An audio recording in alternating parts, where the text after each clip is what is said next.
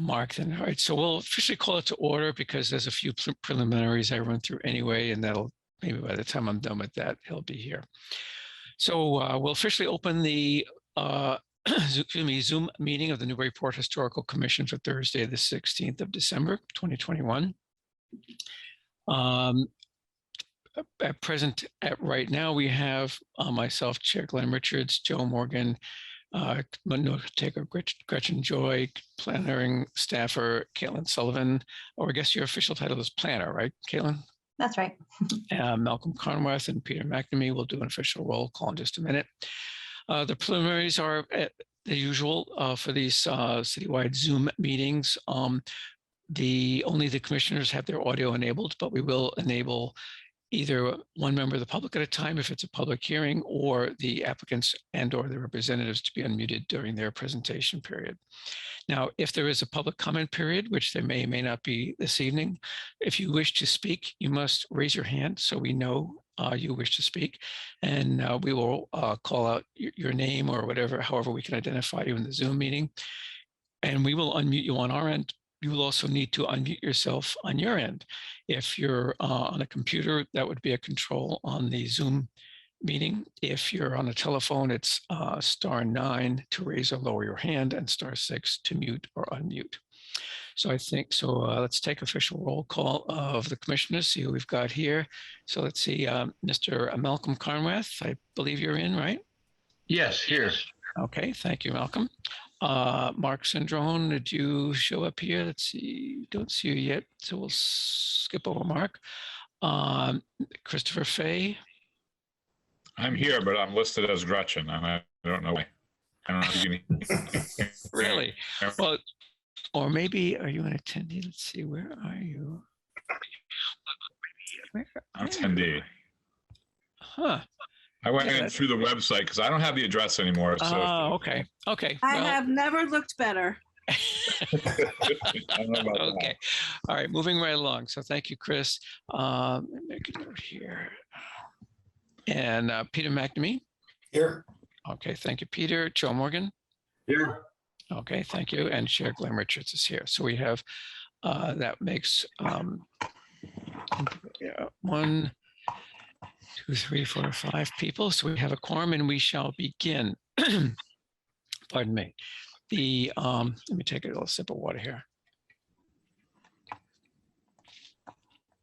Okay, we have a two demo delay applications, new ones. First one, both on Plum Island. The first one is for number 10, 75th Street. It's way out there, Reservation Terrace land, at least what's land today. Who knows how long it'll be land. I believe this Attorney Mead will be speaking with the architect. So we'll open the floor to you in just a moment. Just wanted to say a few introductory remarks about our options as far as historically significant. We've done this a couple of ways. I think the last time, and what we usually do in most cases works well, we'll have a separate vote on whether something is historically significant or not. And then depending on that, we'll have further votes on whether it's considered for preservation. And then depending on the outcome of that, whether there's a necessary review of the demo plans. So we'll do that today.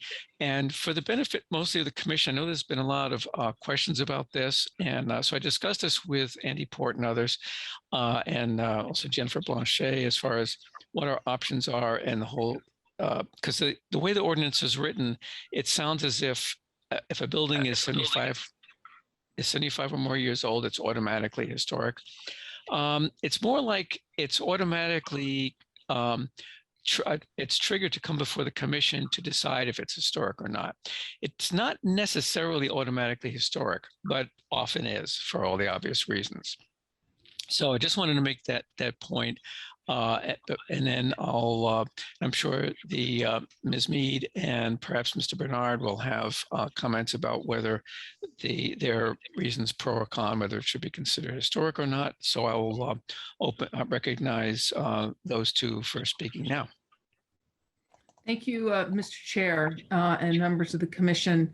Lisa Mead of Mead, Tellerman, Costa, 30 Green Street, on behalf of the owner of the property, Ray Kingman, and as the chair noted, With me this evening is Rick Bernard. If you can go to the next slide, please, Caitlin. We're here to discuss the removal of a structure located at, I'm getting a little feedback. I'm not really sure if that's.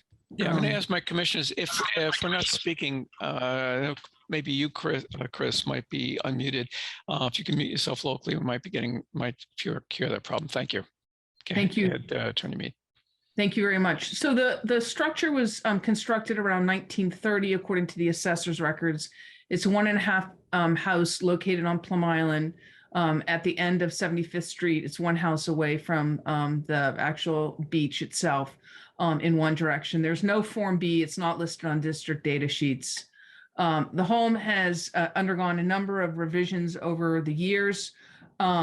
It has most recently, and actually in the last 5 years, received a significant amount of damage from several storms. And as a result, the first floor has been entirely uninhabitable for some time. The most significant amount of sand was also deposited on the easterly side of the property by the most recent storm, which prompted us to have the building inspector go out, excuse me, and take a look at the structure. I provided that email to and review to the commission as part of my filing. While the building inspector determined there was no immediate threat to public health or safety because of the deteriorated condition, he did note that the first floor is not habitable and there's actually no practical means of servicing it or accessing it. So I'd like to go to the first photograph, please.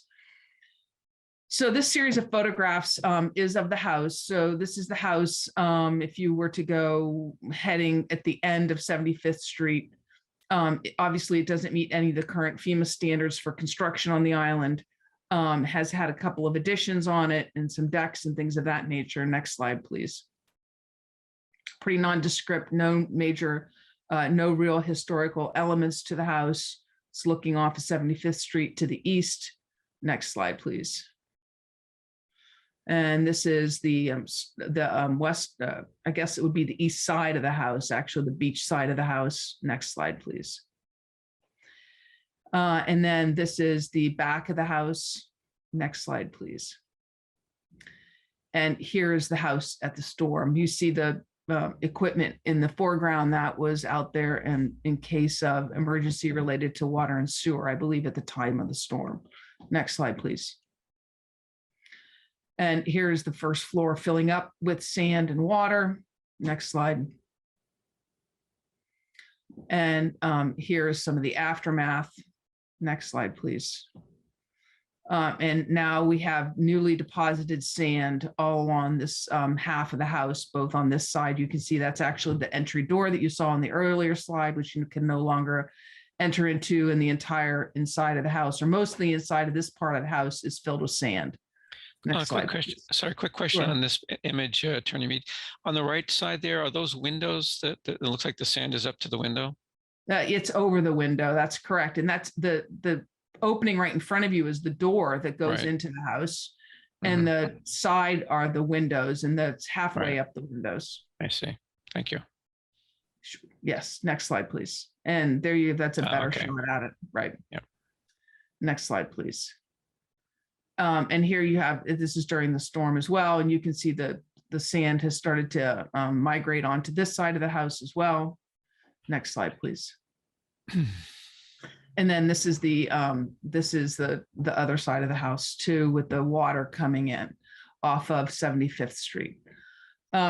So because A, we believe there's no historic significance to the house, B, now in order to repair the house under FEMA standards, you have to put the house up on pilings if you're going to make a substantial rehabilitation of the house. And the substantial is determined to be 50% or more of the value of the structure.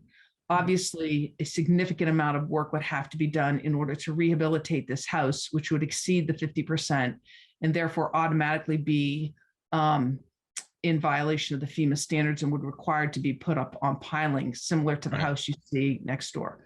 Yeah. So with that, we would request that the board make a determination that the house is not historically significant. And if you determine that it is, that it be not preferably preserved. Okay. All right. Thank you, Attorney Mead. Let me just see here real quick. Any questions or comments from my fellow commissioners on this? Okay. I have something. Yeah, go ahead, Malcolm. I think the house is not historically significant, and I think that it's not preferably preserved. Because I'm not challenging him, just asking for your reasons. Well, I think it's in a tough place. There's nothing historically.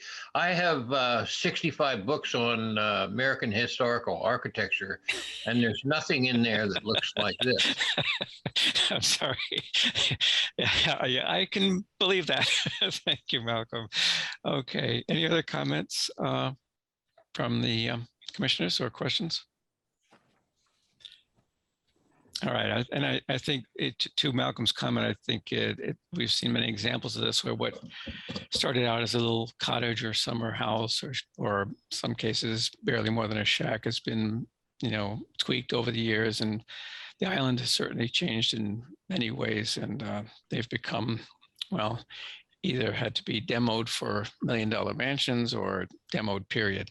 In any event, would someone like to make a motion as to that it's historically, the motions are the format is to phrase them in the positive. So the motion would be that the structure is historically significant, but of course, if you disagree with that, you would just vote no. Is there such a motion? Make a motion. Mark Chandron. Okay. Hi, Mark.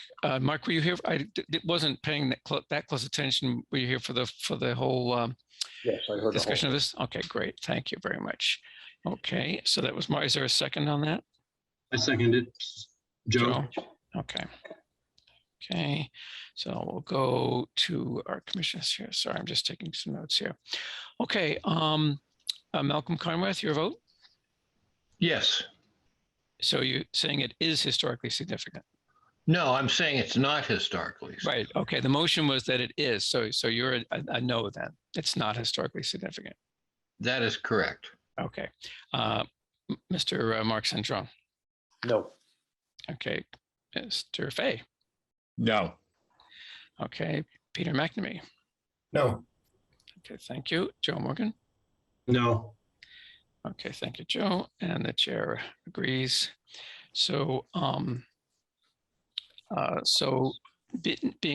therefore it's not also a candidate for preservation, and there is not a requirement to review your demo plans. I do see you did provide some. Just out of curiosity, well, I guess, why don't we skip that, because I know people are time sensitive, and people have been critical in the past of taking up time on things that we shouldn't. So I'll skip over that. Speaking of taking up time on various things, Attorney Mead, you also have 4 Plum Street, which, do I understand correctly, is simply a request to continue to the 13th of January? Right. We did request to continue that to the 13th of January after your cancellation last week. Okay. All right. I meant to ask about moving that up, but since you're here for these other ones anyway, I guess it's kind of moot. I doubt there's anyone in case there is any attendee that's here for that for some reason, and there might be. Any objection to me moving that up to us to take a vote on that right now, on that continuance? No, I don't. I certainly don't have an objection. Yeah. Okay. Good. I didn't think so. All right. So what I'm referring to, board, is I'm just slightly moving up this item that would have followed this. It's to continue the application for 4 Plum Street. You might recall that corner house that they're adding on to. They are asking to continue it to 13th of January. Is there a motion to continue without prejudice? This is Peter. I'll make that motion. Okay. So we Thank you. continue to the 13th of January without prejudice. Thank you, Peter. Is that seconded? I second Yes. Sandron. Okay, okay, I have 2 seconds. That's fine, Mark and Malcolm. Okay, Malcolm, your vote on that? What is the voting? What are we voting? What are we I'm saying sorry. again? We're just voting to approve or to allow the 4 Plum Street application to be continued to January 13th. Yes, I agree. Okay, Mark Syndrome. Yes. Okay, thank you. Christopher Fay. Yes. Okay, thank you. Peter McNamee. Yes. Thank you. Joe Morgan. Yes. Thank you. And the chair is unopposed as well. So we knocked that one off. So if anyone happened to be out there on the attendees list expecting a discussion on that, you can disabuse yourself of that notion, I guess, because that'll be heard on the 13th of January. Chair Richards, I have a question, please. Yes, Joe. Is it possible that the property could be made available for a tour? Could we take a look at it? You're talking about 4 Plum Street? Or Yes, what? that's right. Well, I would have to ask Attorney Mead if she has an answer for that. She may It need would be to after the get back new to us. year. I think we have time after the new year to do that. The only reason why I'm asking is there was some discussion, I think, in October about the demolition scope and the scope of renovations required in order to accommodate the proposed alterations. And I thought it would be good to take a look at it just so that people understand what is entailed. Okay, I'm certainly not opposed. Attorney Mead, is that something that you can address, or would you need to talk to that particular applicant? I can't address that this evening. I certainly wasn't prepared. Obviously, Right.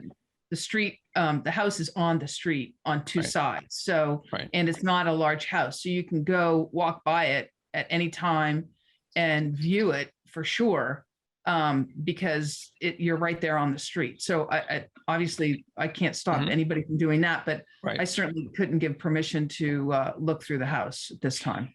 Okay, well, let me ask you, Joe, do you need to get inside, or is that sufficient? Yeah, I'd like to look inside. I'd I'd like to tour it. Yeah. Attorney Mead, would you be willing to ask the owner if they'd be willing to accommodate that?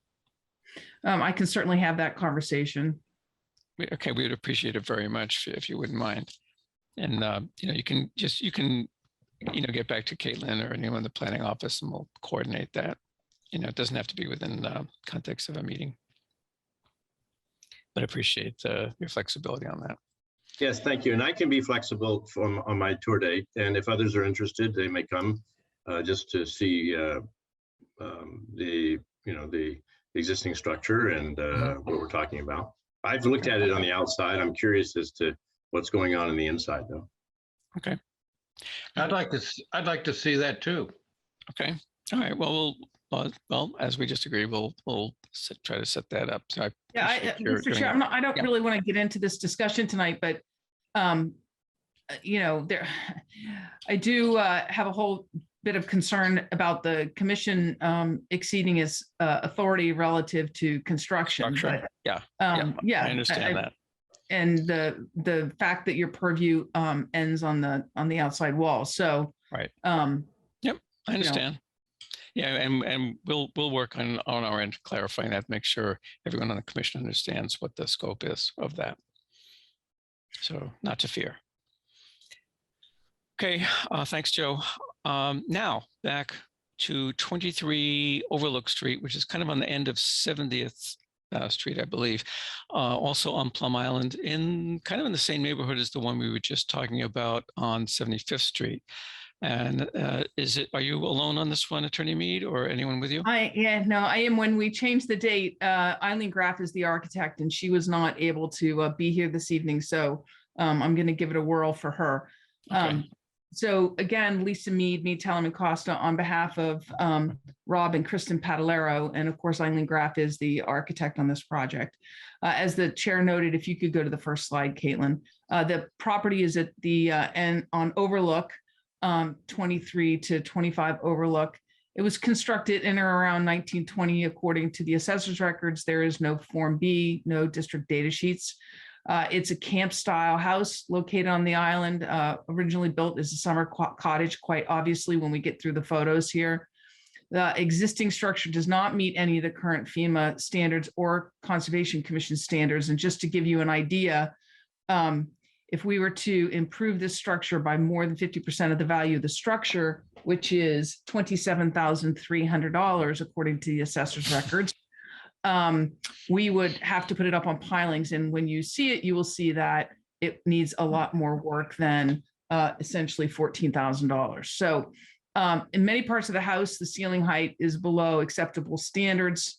The ceiling height in the kitchen above the sink is 5'6". The ceiling height in the bathroom is 6'2". The building code requires 6'8". The framing sits on sand and not footings. Wood framing is on the sand and not the footings. And as a result of that, there's a slope of 6 inches over 16 feet inside the house. The original structure is difficult to determine. According to Eileen, they assume the kitchen or the dining area, which is the space that has the sloping floors. We think that's the kitchen, was the original part of the house. There's no historic or period details in the house. The vinyls, the windows are all vinyl replacements, and the overall building height of the house is 8 feet 9 inches. So if we can go to the next slide. So here's the house. This is a view from the street and driveway. And the next slide, please. And the one of the ends in the next slide. And here's the back part of the house. There's a shower behind there in the next slide. You can kind of get an idea of how tall the house is. So that's a 6-foot fence, right? Next slide, please. That's the back. So this is a later addition on the back side. And we do some inside photos. Certainly being dwarfed by some of its newer neighbors. Right. But it is 8 feet 6 inches too. So Right. it doesn't take a lot to dwarf it. Even the fence dwarfs it. All right. So here's inside. You can see some of the inside work here. Next slide, please. And here's the kitchen. And you can see the slope over that. Right. Next slide, please. And here's the bathroom. And next slide.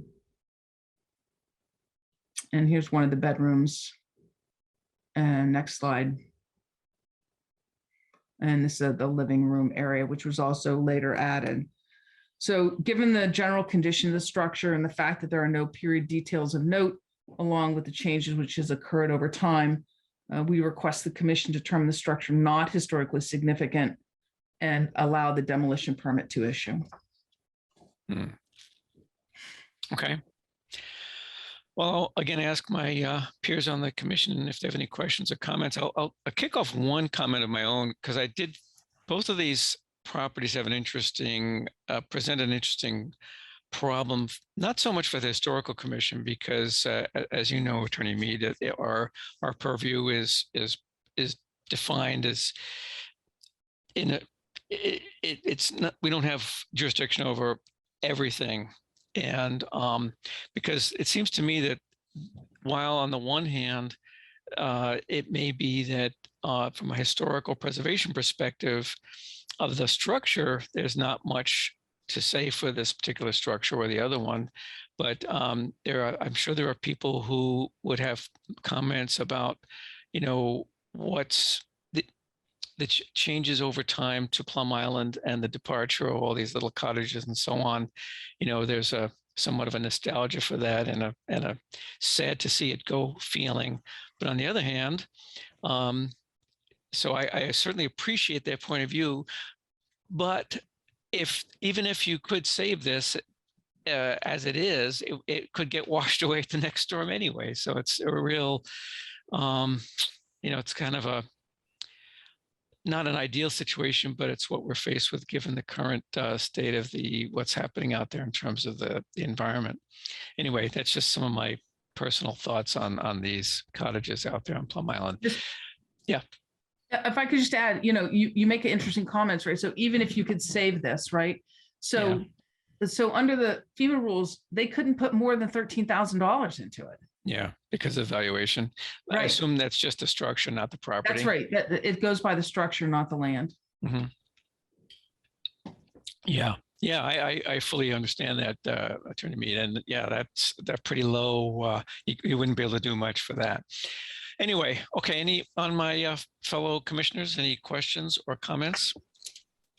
Yeah, I think we should move that it's not historically significant and doesn't necessarily need to be preserved. Okay, so as I was saying before, and this kind of threw you off before, Malcolm, because the motions are phrased in a positive way, we would make you or anyone else could make a motion that it is historically significant, but anyone who did not think so would simply vote no to that. Is there a motion being made to that effect? Anyone want to make that motion and we can take a vote? I'll make the motion that it is historically significant and should be preferably preserved. Okay, is that That's seconded? Chris. Yep, all right, thanks, Chris. Is there a second on that? I'll second this. Mark Sendron. Mark, okay, thank you, Mark. Okay, so let's go around the vote. So Malcolm, you're the first to vote. So the motion is that it is historically significant. So if you believe it is not historically significant, that would be a no vote. No. Okay, thank you. Mark Sendron. No. Okay. Christopher Fay. No, reluctantly, but no. Yeah, I get it, Chris. Yeah. Peter McNamee. No. Joe Morgan. No. Okay, thank you. And the chair, like Mr. Fay, reluctantly agrees.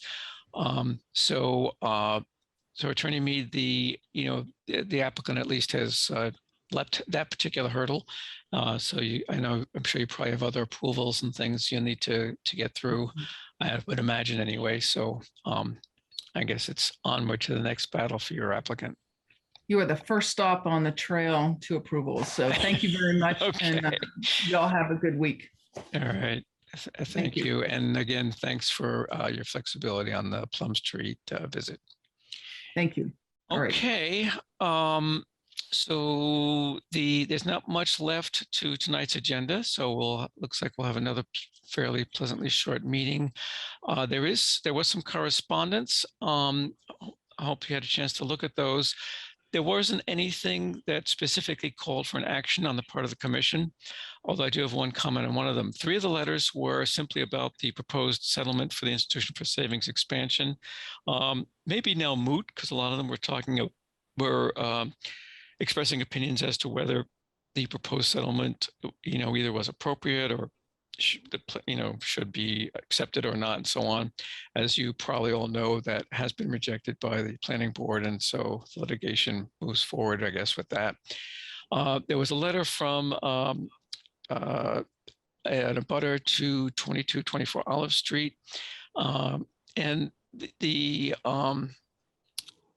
I believe, I'm going by my recollection here, I didn't relook at my notes, but I don't think we took public comment again. My recollection is that we had already taken public comment on that at least 2 times, and it was, so we pretty much knew what the sentiment of the abutters was, and there had been letters and so forth. So that was pretty well documented, and I believe they either will be or have gone to before the ZBA to express some of their concerns about the size of the addition and so on. But the thing that struck me was there was a comment about the time that was taken up by the presenters, and I am sensitive to that, and I do think that we, which really translates to me, need to somehow manage that time better so that we don't get a presenter that really kind of monopolizes the amount of time we have to an extent that it kind of cuts short the amount of time that abutters and members of the public should have to comment. So just wanted to make note that I do appreciate that thought, and we'll try to improve on that in the future. So did you all hopefully have a chance to look at the minutes from 10/28, and that's October 28th and December 9th? Thank you for Gretchen. There was a slight amendment to the first version of the ones from the October meeting. So thank you for turning that around, Gretchen. I think what we can do is vote on those at the same time. If someone, unless someone has an objection, if someone is so inclined to make a motion to approve both sets of minutes from 10:28 and 12:09, I think we can probably do that with one motion. I move that we approve both sets of minutes, please. This is Okay, Joe. that sounded like Joe. Okay, thank you, Joe Morgan. Is that seconded? Yeah, I'll I'll second second. that. Okay, sound like Chris and someone else. Okay. All right. Mr. Conrath, you approve the minutes from the Yes. October, and assuming you were here for those. Now, not everyone, actually, you weren't here for the 12:09, so maybe we shouldn't do them together. All right. Well, I blew that one, didn't I? I think we'll have to do them separately because a lot of you weren't here for 12:09. Right. So let's take, the chair will take the liberty of modifying this. We'll take 10:28 first. So Malcolm, I'll take your approval vote on that. And Mark, I believe you were here for that, right? Yes. October 20th. Okay. You approve the minutes. Yes. Okay. Chris Fay. Yes. Okay. Peter McNamee. Yes. Okay. And Joe. Yes. Okay, and the chair is a yes. We'll do a separate vote on the ones, hang on, got to get the right keys here, for the December 9th, because that was kind of a, not everyone was here. I believe it was myself, Mr. Morgan, I should look at my minutes. Who was who was here that day? So I don't have to go call up my notes from that day again. On the 9th, Yes, the 9th of December. I was there. Okay, so that's Peter. I was there. Thanks. Is that Mark? Yep. Okay, so we got Mark and Peter. Chris, I don't think you were here. That was Yeah. last week. Oh, no, I'm sorry. I was absent. I was absent. I was here last week, if that's what we're talking about. Yeah. But yes, we're talking about That was last the week. 9th, right? Okay, so Chris was here. And were you here, Joe? Yes, sir, I was. Okay, so those are the voting people. Okay, it was the chair, Joe Morgan, Peter McNamee, and Christopher Fay. So Chris, do you approve the minutes from that meeting a week ago? Yes. Okay. As lengthy as they were, huh? Peter McNamee? Yes. Okay, Joe Morgan? Yes. Okay, and the chair is also in approval. Thank you, Gretchen, for that job on those. Updates from the chair are very brief. It's mainly a reminder that come January, we will have a vote, probably the second meeting in January, to elect the chair and vice chair. Right now, the vice chair seat is vacant. So I hope someone will come forward and volunteer to take that position. It's not particularly strenuous. And I should explain that Patricia, who held that chair most recently, she did a lot of work, not so much because she was required to as vice chair, but just because she was extremely dedicated to doing that job. And she was doing a lot of that even when she was not vice chair. So I don't want you to be scared off by that. The main role of the vice chair is to just kind of stay in the loop with any with both the agenda, the planning office. Like usually I have the vice chair attend our brief planning sessions, which we have usually typically the day before, where we go over the agenda, make sure if there's any questions, we can sort everything out. And that's about it. And if I can't make a meeting for some reason, I'll have the vice chair run the meeting in my absence. So it's not that big a deal. And I hope someone will volunteer to throw their hat into the proverbial ring for that.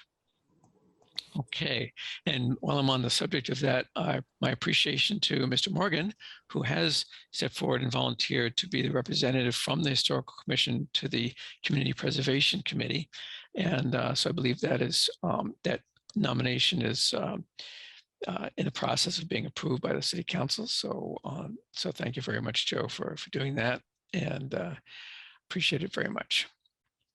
So Unless someone has anything else, we can have a motion to adjourn if someone is so inclined. Chair Richards, this is Caitlin. Yes. Andy, Oh, Porter, yeah. do you have a couple updates? Did you want to include that as part of the official meeting, Andy, your discussion of the windows? Yeah, the quick question I had, and I spoke to Caitlin about this earlier today, and I think I mentioned it maybe to Glenn or maybe Caitlin did, but the general gist was that there was an ed op in the paper referencing the black framing of windows, you know, the framing around the divided lights. And there was some concern about that being inappropriate in the historic areas of the city. So I thought it would be appropriate just because, you know, well, I haven't heard dramatic concern about it. I do think it's important as we think about any design guidelines or standards and things like that, how much of a concern one thing or another is in terms of historic preservation and compatibility of you know, new installations that might be in the historic area. So if there is a concern about that, it's just helpful to us to know that as we think about whether or not there be additional guidelines in the zoning. So. Yeah. Yes, thank you, Andy. Hopefully you may, those of you who have looked at the local paper may have seen that either online or on Pulp. I did see that this morning, Andy. I thought it was somewhat amusing in that it was referred to as a plague of black windows.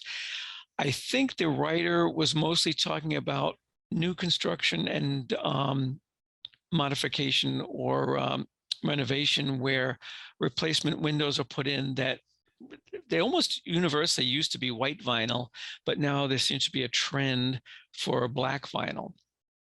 So I did a little research, and yes, Caitlin and I talked about it a little bit, and there does seem to be a plague in the sense that it's very much in vogue right now, and there seems to be a lot of it going on. One specific case I could cite is down on Colby Farm Lane. There's a little small subdivision down there, so there are at least a half a dozen or more newly built houses, and every one of them has these black, I assume they're vinyl, might be aluminum clad windows. It's definitely a look. I tried to do some research into what was historically accurate or not. Of course, that's new construction, so that becomes irrelevant in terms of what's historically accurate. That comes up more in the case of either renovation of a historic house or structure, or you know, it's just what someone is doing with their old structure. And I would point out that the preservation guidelines generally, if all you're doing is painting, that's usually not something that is even regulated because it's not permanent and irreversible. You can simply repaint it or strip it and repaint it or whatever. So like, for example, even in a historic district, often the specific color of things isn't regulated. All of that said, I think, Andy, that there is a place for some guidelines. I'm not sure, you know, I'll have to think about how I want to do that. The research turned up, there's an interesting website by a guy who calls himself, maybe I still have it open in my browser. It's the something like, let me look at my history here. What does he call himself?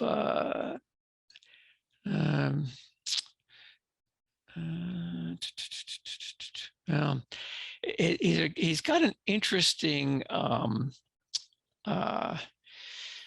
old house guy, he calls himself, right? It's just called The Old House Guy. And he's got a very interesting website, very, how should I say it? It very much reflects his personality. And he's got a lot of examples of, you know, do's and don'ts, good and bad in terms of design with a historical preservation thing in mind. And I often get frustrated because it's hard to find things that go back earlier than the Victorian era. He does do some of that, but most sites seem to pick up somewhere in the, you know, in the early to mid 19th century. But at any rate, he's got some great examples, and some of his comments are quite amusing. But he makes a good point about if you're painting windows a contrasting color, and apparently from everything I can research, it was not unheard of in the colonial era to have window muntins and sash painted a contrasting color to the house itself. But they would only paint the sash and muntins, not the entire casing and surround and all that.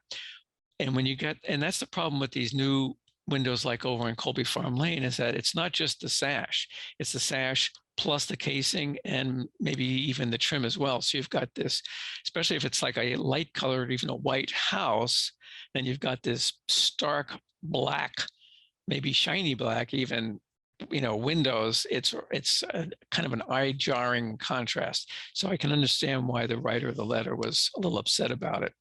But at any rate, yeah, anyway, I'd happy to hear, what you guys think of this particular thing. If anyone's seen that letter and has any thoughts to share on whether you think the Historical Commission should wade into that with, if not offering our own perspective, maybe just pointing to whatever guidelines, either from the Secretary of the Interior or other respected historical consultant type sites, might have to say about that.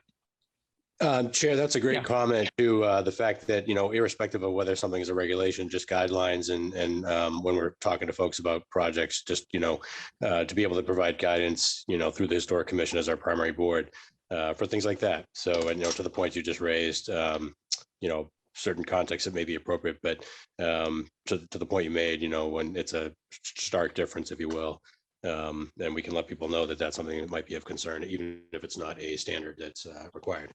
Yeah. And any thoughts from the commissioners? I'll make a pessimistic comment about this. I think the cat's totally out of the bag.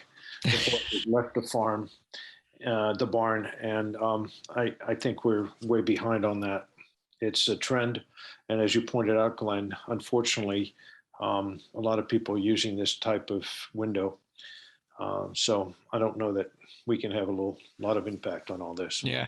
Mark, have you seen it on old houses? I've seen it so far. I've mostly seen it on new construction, but there's this little voice in the back of my head that the guy who's redeveloping 30 Winter Street, which is an old historic house and a structure we wanted preserved and all that, I thought he said he had a buyer lined up who wanted black replacement windows. So that's a red flag there, I suppose. I can't say that I've seen any old houses with it, but. Right. All right. Now, I have seen old houses with muntins and sash painted black on High Street, beautiful old federal period houses and so on. Not many, but I know there were a couple. And apparently it's like back in the day, it wasn't unheard of. The theory being that they wanted to, from the outside, kind of play down the, not make the muntin so visually obvious. They didn't want the muntins to be a big design statement, so to speak. So by painting them a darker color, they would kind of, and the interior would typically be dark. So they kind of receded a bit visually. Anyway, dark green was another common one. But typically that came a bit later than the 18th century. Yeah, thanks, Mark. And you're right. It's I think we all recognize it's a trend. Let me give this is just from this morning, Andy. Let me give that some thought, and I'll be happy to share with you anything I can come up with that might be something that we can offer in terms of generic advice that we can offer people who own older houses, just to help them avoid doing something that they might later regret in terms of, or at least let them know that, hey, this isn't historically accurate, or it is, just so at least they're making an informed decision. Thank you, Chair. Yeah, and that's helpful. And obviously, it wasn't necessarily need to put members on the fly and sort of feedback on a particular issue, but it's definitely helpful to us, and it's helpful to just discuss these things periodically as the new issue arises. So all that is very helpful. Thank you. Okay. Yeah, I'll make a note to follow up on that. Okay. Anything else before we take a motion to adjourn?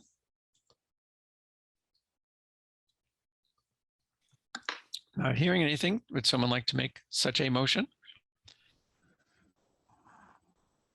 I'll make a motion to adjourn. This is Chris. Okay, thank you, Chris. I'll Is that send out- second? I think I heard 2 seconds. Mark and someone else. So, Joe, okay, Mark and Joe. So it's seconded and thirded. Okay, so we'll go around our horn here. Malcolm Conworth, do you vote to adjourn? Yes. Okay, Mark Sandrone, Yes. Christopher Fay, Yes. Peter McNamee, Yes. Joe Morgan. yes. Okay, thank you all. And the chair concurs. So we will officially close tonight's meeting. I thank you all for your attendance. And since it's the end of the year, I'll thank Happy you all holiday. for your service to the commission and the city this year. I appreciate it.